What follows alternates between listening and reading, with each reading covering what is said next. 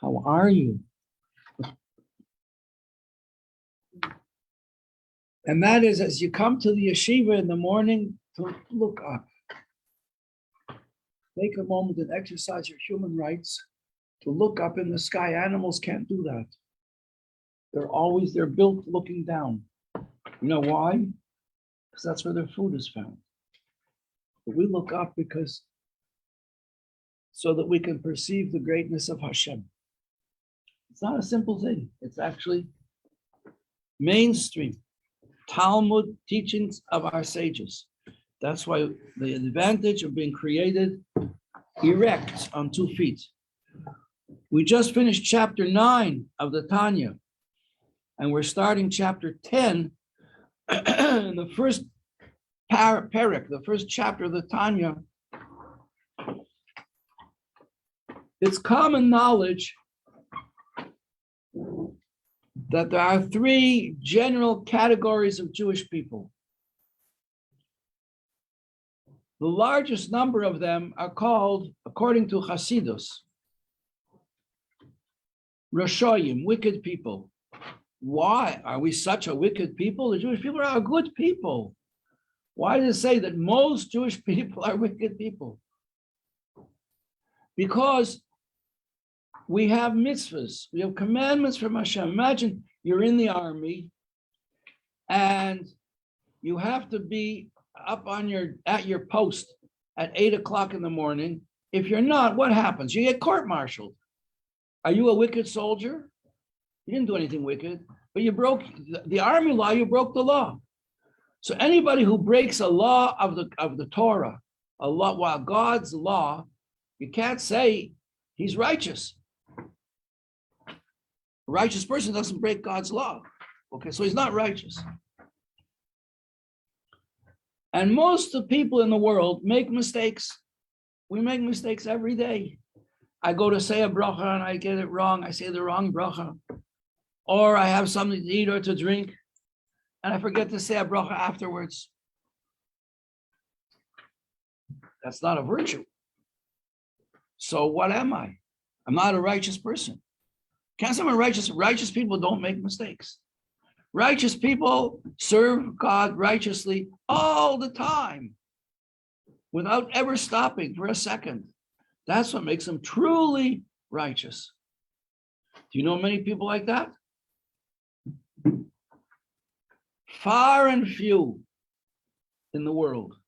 It says in the Medrash, Medrash, a teaching from our sages, that Hashem, when he created the world, he looked into the great treasure house of souls to see where to see the righteous ones. And he said, God, goodness gracious, there aren't very many of these such special neshamas. I mean, there's a Rabbi Akiva, I can see him, and Rabbi Shimon Bar Yochai, and Rashi, and Avram, and Yitzchok, and Yaakov, and Moshe Rabbeinu, and Yosef, and Sadiq. Yosef is called, Joseph is called the righteous. Noah, Adam, the first person, they were all righteous. No question about it. Everyone would agree with that. King David, King Solomon, they're righteous. Really, not so many more. Rabbi Yehuda Hanasi, the great teacher, Rava from the Talmud, Rabbi Yechon ben Zakkai, great righteous people. The Baal Shem Tov and his followers, his successors, the Maggid, the Alter Rebbe, the Mittler Rebbe, the Rebbe Tzemach Tzedek, the Rebbe Maharash, the Rebbe Rashab, the previous Rebbe, our Rebbe. We were very fortunate. We could actually see in person overwhelmingly superlative righteous person, the Rebbe. Very few. Said the Medrash, Hashem said, there has to be at least one person like this in every generation. Can't have a generation with no righteous people in it. So he set them out. There should be one in every generation. Then there are righteous people who are not exactly 100% righteous, but they're almost. Maybe 99% righteous. Maybe 95% righteous. Maybe 90% righteous. That's still a lot. And maybe they don't ever do a transgression. A righteous person never makes a mistake, never does a transgression, never does a sin, never. If he does a sin, he's not righteous. Righteous people don't do sins. Righteous people don't rob the bank. Righteous people don't mug people in the street. Righteous people don't abuse their children. They don't do bad things. They only do good things. Their whole life they're serving God. So why aren't they 100% righteous? Well, they didn't get there yet. That's Mount Everest. That's a spiritual Mount Everest. Not everybody gets to the tippy top, but they're way up there. And then you have a middle category. This is called the book of the Benoni. That's the book of the middle category people, the Benoni. The Benoni are like righteous people, but they're also like wicked people, but they're not totally righteous, and they're not at all wicked.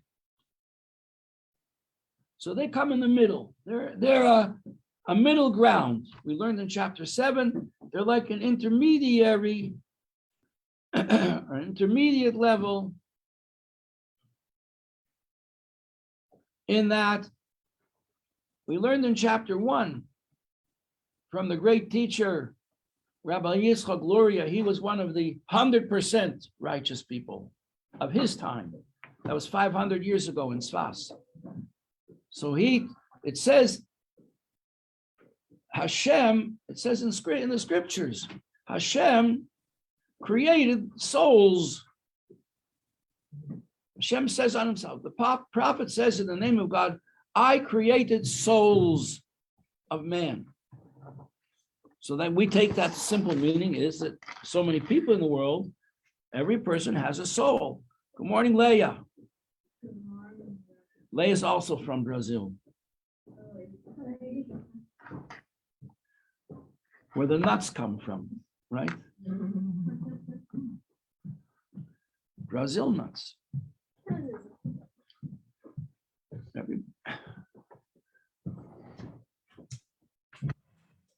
Ariel, this girl is a gem. She's a diamond. Where's your mom? We left this morning. Oy. And my sister was here. Yeah. I thought maybe you'd bring her to a class. I did. They came on Thursday and I brought them to Chumash. And then by Friday they were knocked out in the morning, so I couldn't take them. I wanted to though. My loss. Yeah. Hopefully they'll come back. Okay, soon. good things come back. Okay, so the middle character, the Benoni, why is he not considered righteous?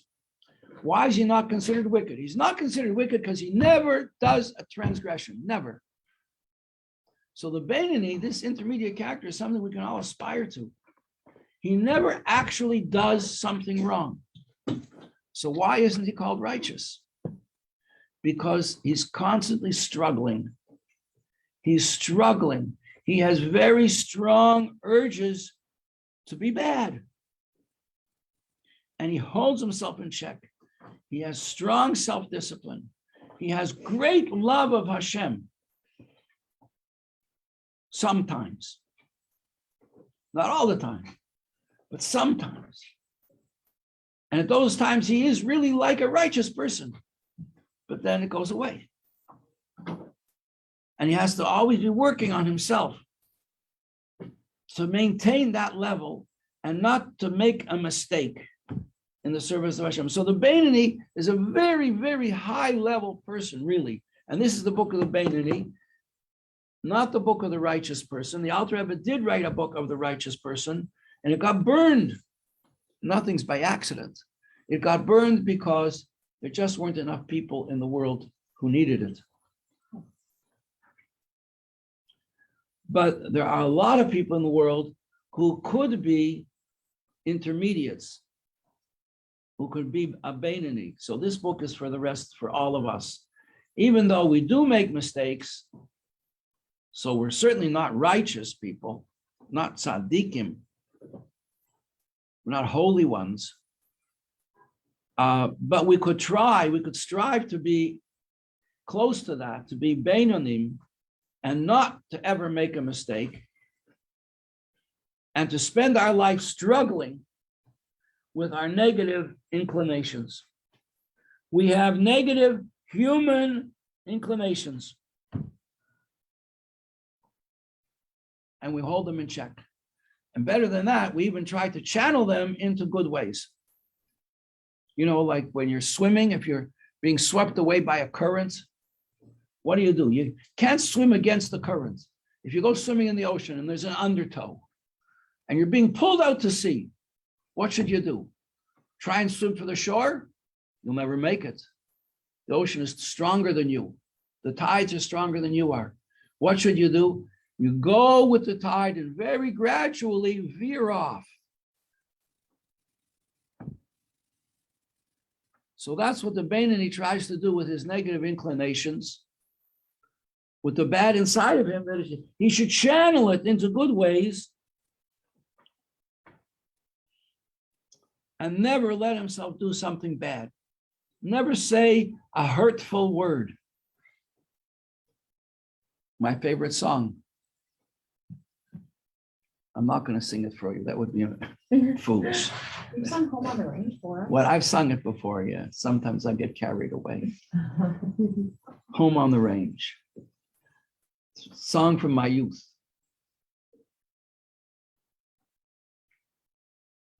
Okay. So that's it. So we have three categories. We have the righteous, we have the intermediates, and we have the wicked ones. That's what we learned in the first chapter of the Tanya. Now in Hebrew, we'll take a look at this. Every single detail. We move very slowly in this class. Rabbi Majeski laments. He says, you've been teaching here so many years. Can't you go a little faster? In fact, it gets slower every year. It just gets slower. It doesn't get faster. The righteous. How do you spell righteous? R-E-I. R-I-G-H-T-E-O-U-S. R-I-G-H-T-E-O-U-S, right? Righteous. They are called tzaddikim. Their word for righteous is a tzaddik. Okay? And then we have the wicked. Remember, wicked people are not villains. Wicked doesn't mean you're a villain. That you break into your neighbor's house and set him on fire because he argued with you. That's worse. But so we have wicked people, just they make mistakes. Okay? They are called Rashoyim. Rasha is a wicked person. Rashoyim, those are wicked. Okay? And then we have the average guys, intermediates, they are called the Beinonim. Those are the intermediates. Intermediates.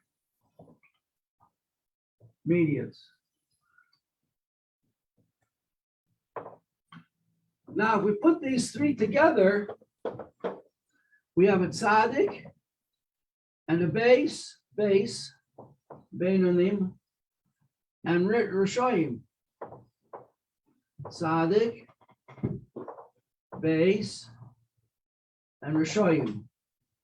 See, we'll put in a little bit of vocalization here, and we get a word, Sibur. You know what the word Sibur means? Congregation. It's the congregation of the Jewish people. The Jewish people have all these types. And if we know, some people say, I don't want to have anything to do with the wicked people. We're going to get rid of it. Then you don't have a tzibur anymore. You don't have a congregation. So on Yom Kippur, before the Yom Kippur prayers begin, we make a declaration in shul. that in some shuls, they may have said the wicked people can't daven here. We make a public declaration. All the wicked people are invited to daven together with us because we have to have a whole congregation. Okay, now in the first chapter, we learn more. It's not just 3 levels. Guess what? There's 5 levels because there's 2 levels of tzaddikim. Like we already spoke about, there's the 100% tzaddikim, and then there's not yet 100% tzaddikim. Maybe 95%, maybe 90%, and so on. But they're righteous. They are tzaddikim. They never do anything wrong. They never think anything wrong. We're going to we learn in the Tanya. So what makes them not 100%? Well, we're going to learn in this chapter that we're just about to learn. And similarly, in the world of Rishoyim, we have 2 levels. We have levels of Rishoyim who are not so much Rishoyim. We're going to learn more about that. Like people who make a mistake. I mean, if you don't keep a mitzvah, if you break a mitzvah at any time, you transgress a mitzvah, you are a wicked person at that moment. At that moment, you're the opposite of the will and wisdom of God. You're doing something exact opposite of what Hashem wants in the world. Maybe you didn't mean it. You didn't know. Every Rosh Hashanah, you took your mezuzahs to be sure. Someone told you, did you check your mezuzahs? No. Am I supposed to do that? Yes, you're supposed to do that. Once, at least twice in 7 years. And you check your mezuzah and you find out, oh, I bought this in a good store, a department store in Manhattan, and all it's got in there is a photocopy of the 10 Commandments. It's not even a mezuzah. I never had a mezuzah in my house. Are you keeping a mitzvah by having this little case on your door post? No. You never kicked into the mitzvah. Are you a tzaddik? Are you righteous? No. Sadiq has a mezuzah on the door. It's a mitzvah. Are you wicked? I didn't mean it. Okay, so we have to inform ourselves. We have to learn and know how to do things right. So we have a code with Jewish law. So we have wicked people who on one level or another didn't mean it. If they knew what they were doing, they would never do something against Hashem. But then we have people who are more stroppy. They don't care. They announce publicly, I don't care about this. I'll do what I want. I don't need Hashem. And they do, and they can go further, and they can be very, very wicked and do very, very wicked things, and become so completely wicked they never have any regrets. So we have the 100, just like we have a mirror image. We have 100% tzaddikim. We actually have the concept of a person who's 100% wicked. But it's on paper. There's nobody like that. Nobody's like that. Evil incarnate. Even people who, for whatever reason, and there are plenty of stories, we talk about this at Tishrei time, of people who led very corrupt, horrible lives. They caused terrible anguish to Jewish people. They persecuted their fellow Jews. Even like in Russia in the 1920s, you had the Jewish division of the newly formed Communist Party who persecuted religious Jews with a vengeance. They did terrible things. They tortured people. They killed people. They did terrible things. But in the end, we don't know that in the last minutes they didn't have deep regrets about what they did and didn't do tshuva. Our sages say every Jew is righteous and they have a Jewish soul, and the Jewish soul is part of God and wants to return to God. And there are many, many stories about wicked people who return to God in the last minutes, in a second. So we have all of these, but then we have two divisions. We have the completely wicked, and we have not completely wicked, which is like so I say that most people are wicked, then that means we come into this category. This is like most of the Jewish people in the world come to here. Sometimes we make a mistake. I'm only human.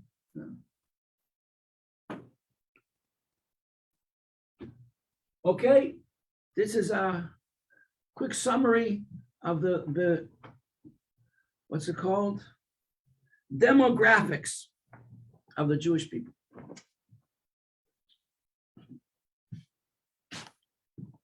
The Tanya is written for these people, for us. That's where we are. And that's the Tanya is written for us, that we are striving to become Beinonim. So what's the difference between the Beinoni and this wicked person? Is the Beinoni never actually makes a mistake. But not physically and not in speech. He never says a bad word. I knew someone who was a very fine person. There's a mitzvah of the Torah not to say gossip, not to say slander, not even to repeat something about somebody else that's not slander, but just, telling over something that they did not right, or saying a critical word about somebody else. And this person couldn't stand that. Wouldn't let anybody get away with saying a negative thing on someone else. And other people, they used to make fun. You can't say anything in this person's presence. They won't let you say it. That's a whole approach in Judaism, is to have only good speech. Okay, so the Beinoni has only good speech. So why is he a Beinoni? Why isn't he or she a Sadiq, or a Tzaddikus, as the case may be? Tzaddikus is feminine for Sadiq. You are all Tzaddikus wannabes. Just say a blessing.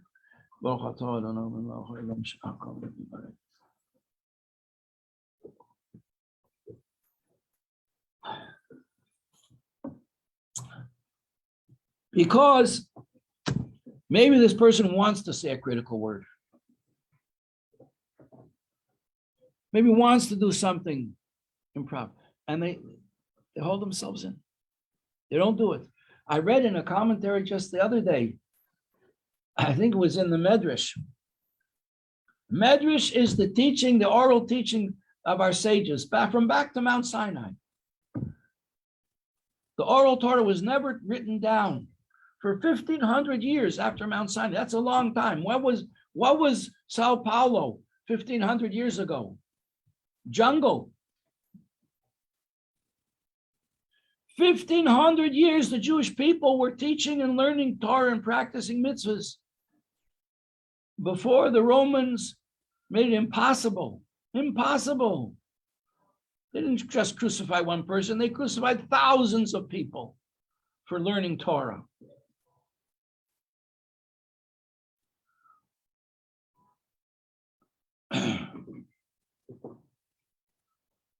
And these oral teachings come back from Mount Sinai.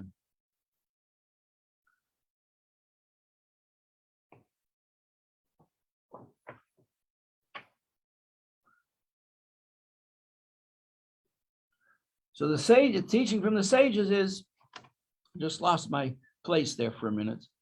The teaching of the sages is that when a person wants to say a critical word or repeat something negative about somebody else and pass along a critical word or make fun and doesn't do it, you think that person did nothing? That person, you hear, Hannah? That person did something very great. There are angels that know your thoughts,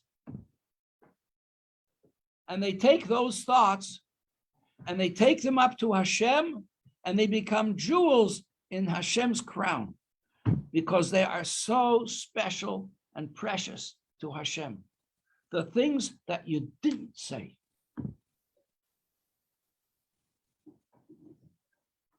How do you like them apples?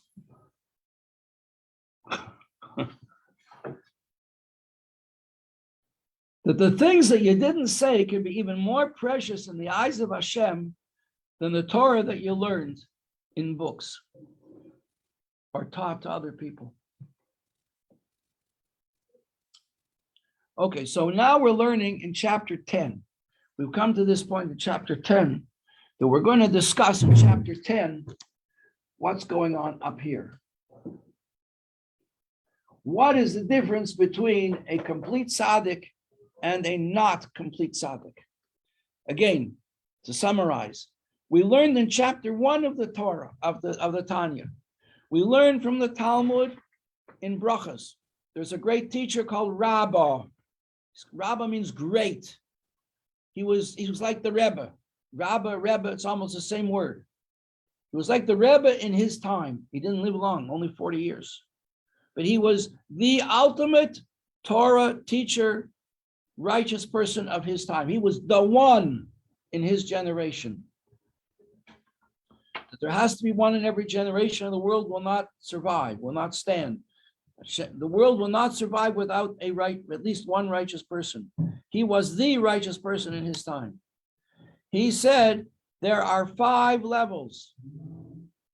There are tzaddikim, there are rashoyim, there are beinanim, there are the intermediates, the righteous, the wicked, and the intermediates. And in the righteous, we have completely righteous and not completely righteous. Righteous, but not completely. And in wicked, we have totally wicked people. I don't think there exist, but it's got to be there on the books. It could be, right? It could be. And then we have wicked people who are not completely wicked. So we've got millions of levels to deal with here. According to what's the severity of the wickedness? What's the degree of the wickedness? What's the frequency of the wickedness? Compared to the Torah standards, is this considered a serious wickedness? Is it considered a minor wickedness? Did you tie your shoelaces in the wrong right foot instead of the left foot? Did you cut your fingernails in the wrong order? How serious is it? Or is it not so serious? Is it something that deserves a physical punishment? Is it something that causes the soul to be terminated before its time? Such a terrible transgression. Like if a person is impure and enters the holy temple in Jerusalem in a state of impurity, that's it. Their life will be terminated. That's very serious. Or is it very light? So we have wicked people who are slightly wicked, totally wicked. And then we have the intermediate people. So we have 5 categories. Morning, Chedva. So we have 5 categories here, and we're discussing now the righteous, 2 of the righteous categories. Chapter 10. Not much time left. Okay, but we're all caught up, right? Everybody's up. We're all up on the same page. I just have to put your names down on the same page. Hana, Chedva, and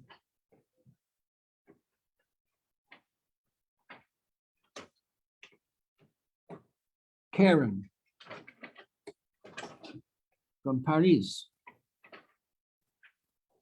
Not from Paris proper, but from the suburbs. What's the name of your suburb? Sarcel. Yeah. A lot of Chabad in Sarcel. You know Rabbi Biton?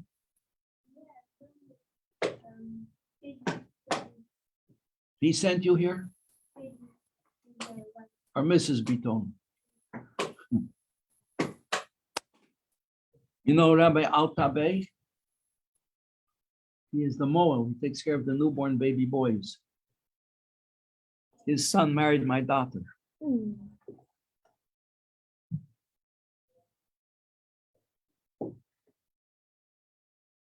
And they had 3 baby boys and 3 baby girls.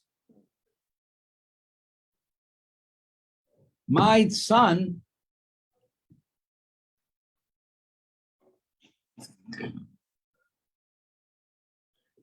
had a very big simcha in his family last week, that his wife had a baby girl.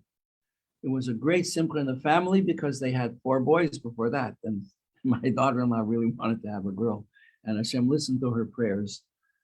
And she had a girl. And her name is, they named the baby Isa after Mrs. Pape's mother.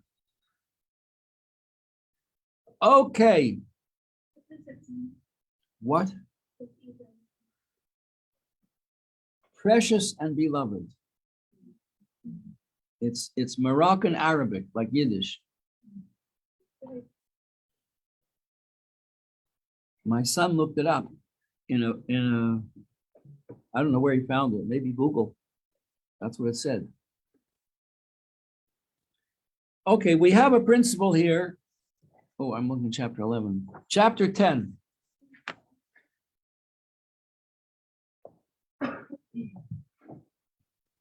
Okay, pay close attention. We got 5 minutes. We're going to see if we can read 5 lines. Page 150. Everybody have a book? Page 150. Please give a book to everybody. Quick.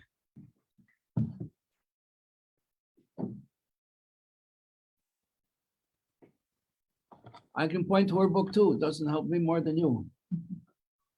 You need your own book. See, give out the books. That's why they're here.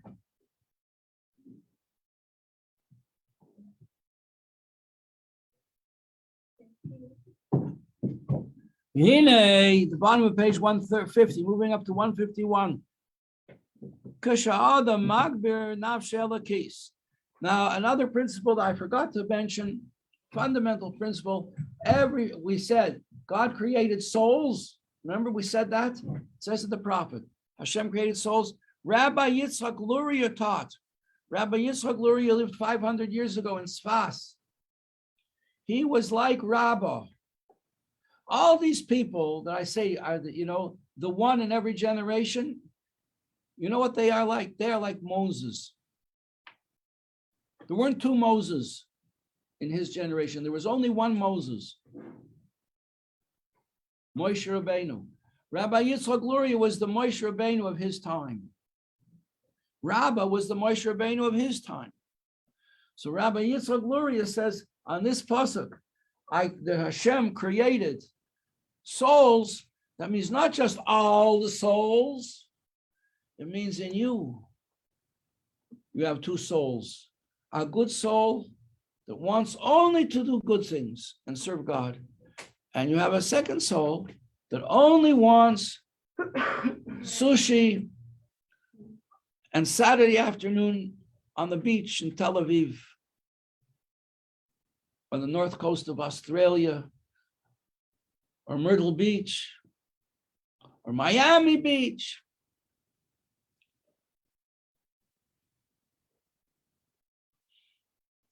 That's what the animal soul wants. And they're struggling with each other all the time struggling. So when we have, the one is called the godly soul, the divine soul, the other is called the animal soul, or the human soul, or the vital soul, or the Yetzer Hara, the wicked soul, or the stupid, foolish soul. It's got all a host of names. So when a person strengthens his godly soul and makes a tremendous attack on the animal soul, and he wages war so strongly, Kol Kach, page 151, Ima Bahamis, with the animal soul in the left side of his heart, and he not just chases away, but what is it he's here in the English? He banishes the animal soul from the left side of his heart. So the left side of his heart is now empty of all influence from the animal soul, from what we call the left side, from the other side. You have the good side and you have the other side. Right? You remember? Remember what this is? You know what this is? Chana McGrath. You know what you're looking at? What? You're looking at a spider doing push-ups on a mirror. Sounds like a very Australian thing. This is what I learned when I was in grade 4. Or maybe grade 5. We used to do these kind of things. Spider doing push-ups on a mirror. This is the godly soul, this is the animal soul. They are a mirror image, one of the other. Only one is focused on God and the other is focused on its pleasures. So when the godly soul wages war against the other side and wins, and the other side is all but destroyed, it's out of the picture, enchained, imprisoned, and is not functional, it's knocked out, cannot do anything. And this is in fulfillment of a commandment in the Torah. But it says in the Torah, you shall wipe out all evil from your midst.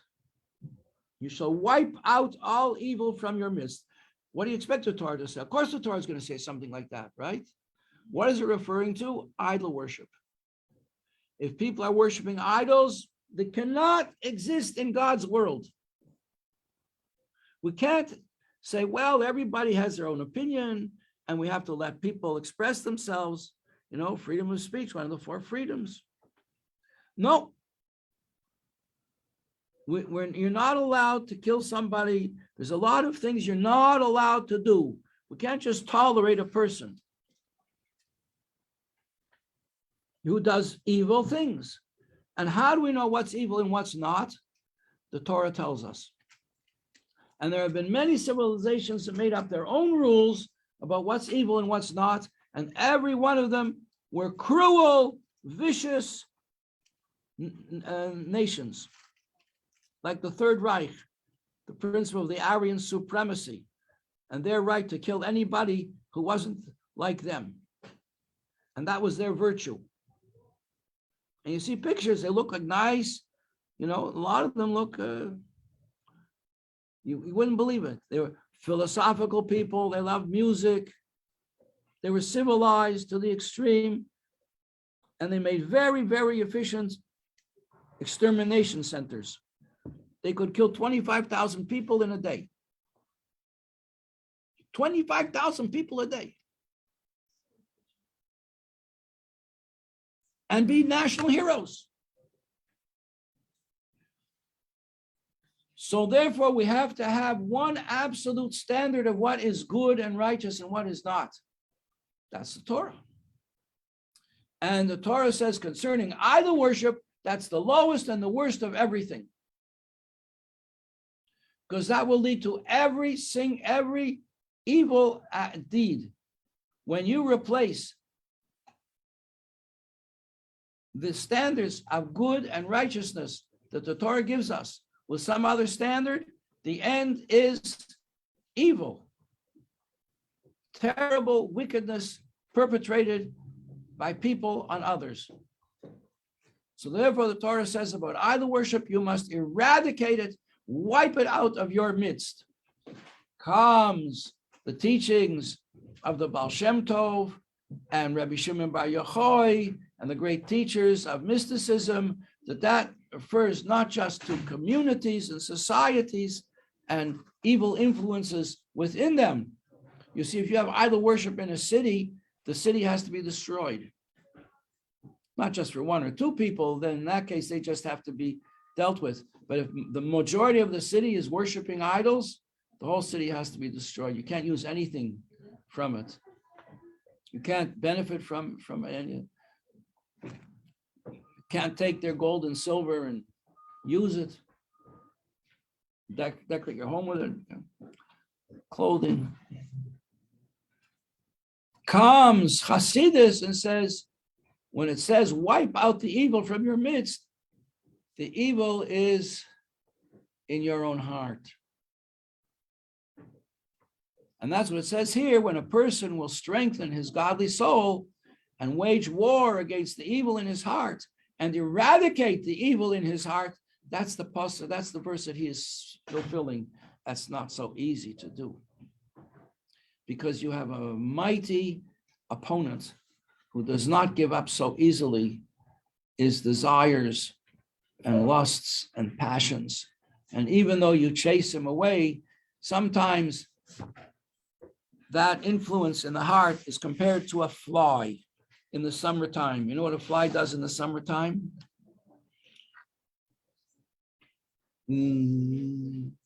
Keeps on coming back, comes back and comes back, and you chase it away and it comes back, and you chase it away and it comes back, and you swat it and you miss. Have a good time. Good luck. Thank you. It's not going to be easy, but you don't have, you Thank you, can't, Rabbi. it's not easy to do, but you don't have an alternative not to do it. You have to fly, yeah, you have to swat the fly. You have to fight against anything negative until your last day here.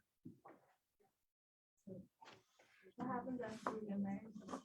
After you get married, No, you're saying last day here, so I was joking.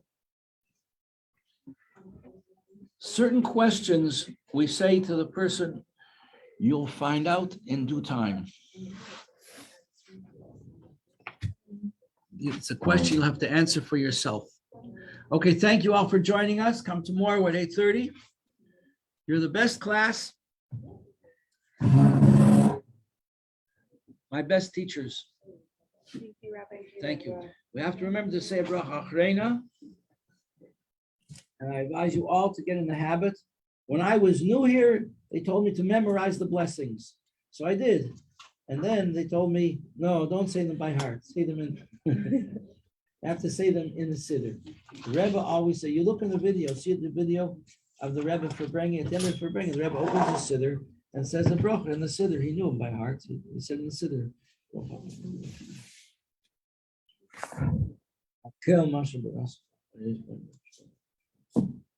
When the Rebbe didn't